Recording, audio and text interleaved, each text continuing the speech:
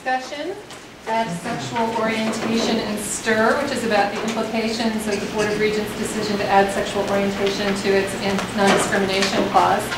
There are a few goodies up at the table, so help yourself. I'd like to present our facilitators, Professor Simona Gita from Sociology and Professor Sean Carson from Political Science. And thank you both.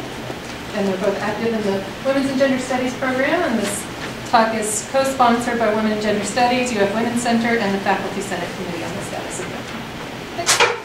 Thanks for everyone coming. We're really excited about this. Sean and I met yesterday at a coffee shop to do last minute planning, and we were just like with each other. So we're hoping that we can do that with you today too. So we don't want to be talking heads. We want this to be a discussion and just think about us as the facilitators.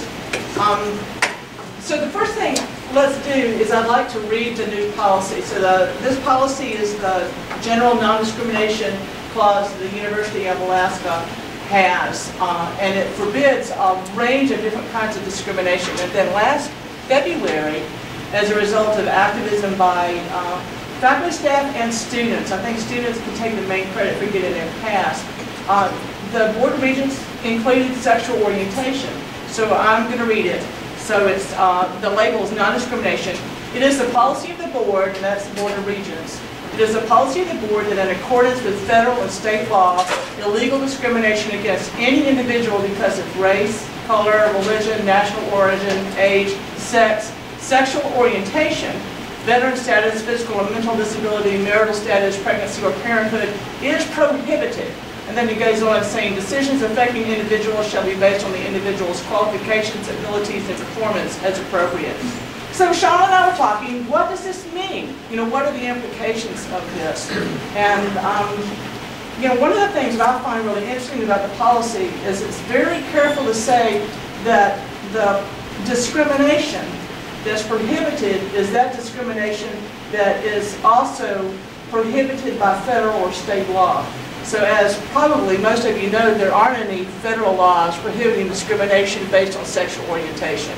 There's a law that, depending on which federal agency you're in, that prohibits employment discrimination with federal agencies based on sexual orientation. But there is no law, there's no employment discrimination clause that affects everyone in the United States that is similar to the kinds of discrimination statutes that prohibit discrimination based on sex, for instance, or on race. So there's Title IX and Title VII and several other federal laws that guarantee protection against discrimination based on race and based on sex and based on veteran status and based on pregnancy and all kinds of other categories, but nothing about sexual orientation. So I'm wondering, what does it mean when it says that it's the policy of the board, then in accordance with federal and state law, illegal discrimination will not take place based on sexual orientation.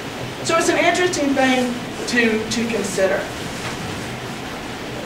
And the other thing that I think is most interesting about this discussion is, from what I know, and I was not really aware of much the first year here last year, but a big issue came up over a banner from a Christian group against homosexuality. And the issue was raised of, should this group have the ability or the space to be able to promote something that makes a large segment of the university campus feel either unsafe or unwanted. And so I think one of the big issues that any anti-discrimination law or policy brings up is our spirit is probably to end up not just legal discrimination, but also de facto discrimination. The fact that there's large amounts of discrimination amongst people on campuses. And the question is, how do you deal with conflicting legal rights? So in this case, how do you deal with the legal right to speech and a real right to religious beliefs, and the right to not feel or live or work in an unsafe environment? How do you deal with these conflicting rights? And you know, being a political theorist, that's my main exciting interest, is normative issues, authority issues like that. And so that to me is the most important issue, is how do you deal with these conflicting rights? And one of the quotes I found that I think brings some of these issues up is from Thomas Paine. And he states, and I apologize for the gendered language in it, but 1700s, he goes, "An avidity to punish is always dangerous to liberty. It leads men to stretch, to misinterpret, and to misapply even the best of laws. He that would make his own liberty secure must guard even his enemy from oppression. For if he violates this duty, he establishes a precedent that will reach to himself."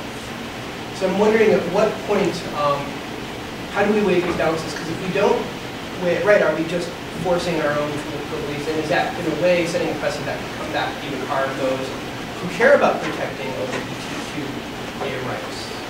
So that's... So to go off with what Dr. Parson was saying, last year, who remembers the banner last year in Wood Center? Maybe about half the people. Just to recap, it was the campus group, it's not Campus Recruit Save for Christ. Someone know the name of it? Creation Club for Christ. Creation Club for Christ, that's right. Had sponsored a speaker who was one of those ex-gay speakers, and they had a banner up in Wood Center that was advertising this talk, and had some phrases on there that were anti-gay. I mean, there's just no other way to say it. And so it was hanging in Wood Center, and many people were upset by it. I had several students who came and were really upset, visibly, emotionally upset about the banner.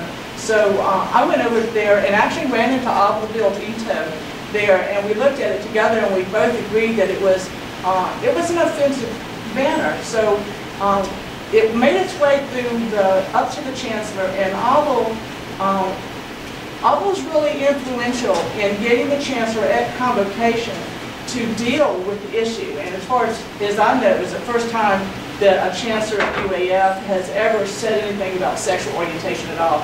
And so at the convocation, the chancellor expressed his personal distaste for the banner, but said that the group had the absolute right, freedom of expression, and freedom of access to have the banner there. So it was this difficult situation that I think that the chancellor handled pretty well in the end of assuring free rights, free speech rights, because I certainly don't want to work and live at a university where my freedom of speech is curtailed in any way. And I think that's what the Payne's discussion is all about, is that it will come back to bite us if we limit speech.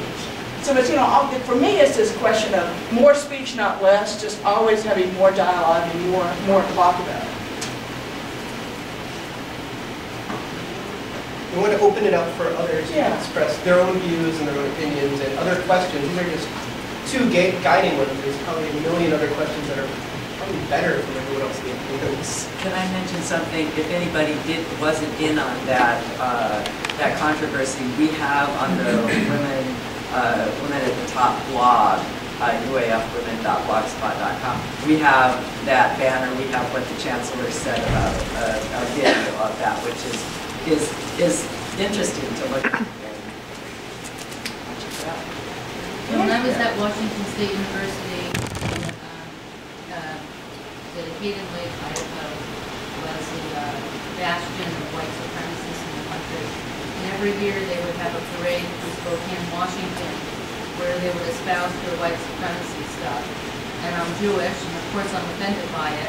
But I also defended their right to do that as long as they did it non-violently, because of the same reason I don't want to have my speech limited.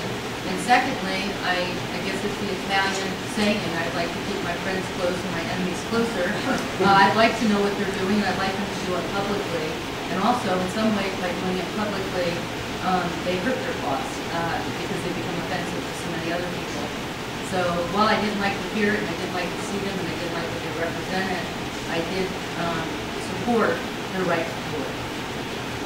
I guess that's inconsistent, very consistent with what you're saying.